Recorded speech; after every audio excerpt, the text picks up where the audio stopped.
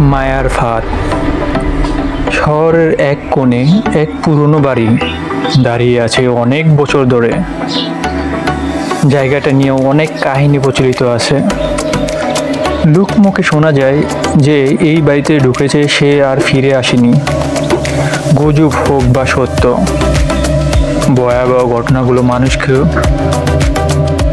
সেখানে যেতে নিরাশিত করত। কিন্তু সাংবাদিক রোহান এই ধরনের অলৌকিক ব্যাপার বিশ্বাস করত না।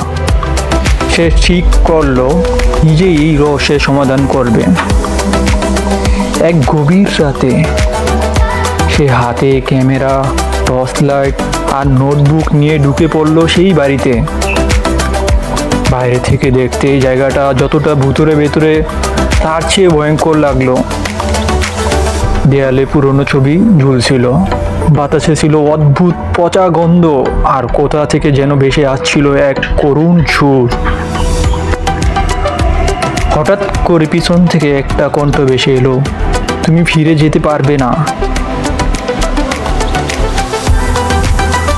রোহান মুহূর্তের মধ্যে জমে গেল। সে চারপাশে তাকালো কিন্তু কাউকে দেখতে পেল না। কিন্তু ক্যামেরার স্ক্রিনে কিছু একটা ধরা পড়লো, একটা ছায়ামূর্তি।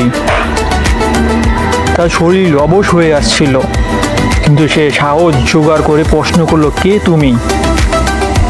ছায়াটা ধীরে ধীরে স্পর্শ হতে লাগলো। এক নারীর অবয়ব ফুটে উঠল। সে বলল, আমি মায়া, এই বাড়ির অভিশপ্ত আত্মা। এক সময় আমি ছিলাম এক সাধারণ মেয়ে, কিন্তু বিশ্বাসঘাতকতা, লোভ আর প্রতারণার শিকার হয়ে এই বাড়ির সাথে চিরদিনের জন্য জড়িয়ে গেছি। রোহান হস্তভম্ব হয়ে গেল। সে জানতে চাইল, তোমার মুক্তির উপায় কি? মায়া বিষাদ ভরা হাসি দিলে, আমার সত্যিটা প্রকাশ করতে হবে। যে আমাকে ঠকিয়েছে তার মুখোশ খুলে দিতে হবে। রোহান প্রতিজ্ঞা করল সে এই রহস্যের সমাধান করবেই। কিন্তু তারপর থেকেই তার জীবন অদ্ভুত ঘটনা শুরু হলো। তার ঘরের দরজা নিচ থেকেই খুলে যাচ্ছে, ক্যামেরায় ভিডিও অদ্ভুতভাবে বদলে যাচ্ছে। রাতের বেলা কে যেন তার নাম ধরে ডাকছে। সে অনুভব করলো কেউ একজন তাকে অনুসরণ করছে।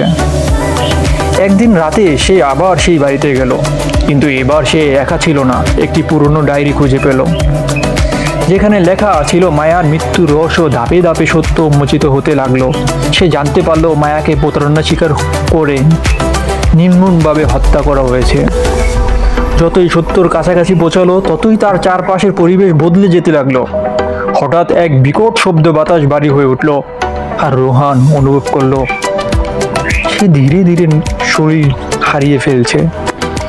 সে চিৎকার করে উঠল, কিন্তু কোনো শব্দ বেরোলো না। সকালের প্রথম আলোয় স্থানীয় লোক পুরনো বাড়ির সামনে ভিড় জমালো। বাড়ির ভিতরে ঢুকে তারা দেখলো একটা ক্যামেরাম্যান পড়ে আছে। ক্যামেরার স্ক্রিনে রোহান মুখ আতঙ্কে জমে আছে। তারপর থেকে কেউ রোহানের খোঁজ পায়নি। লোকজন বলে সে মায়ার ফাঁদে আটকে গেছে।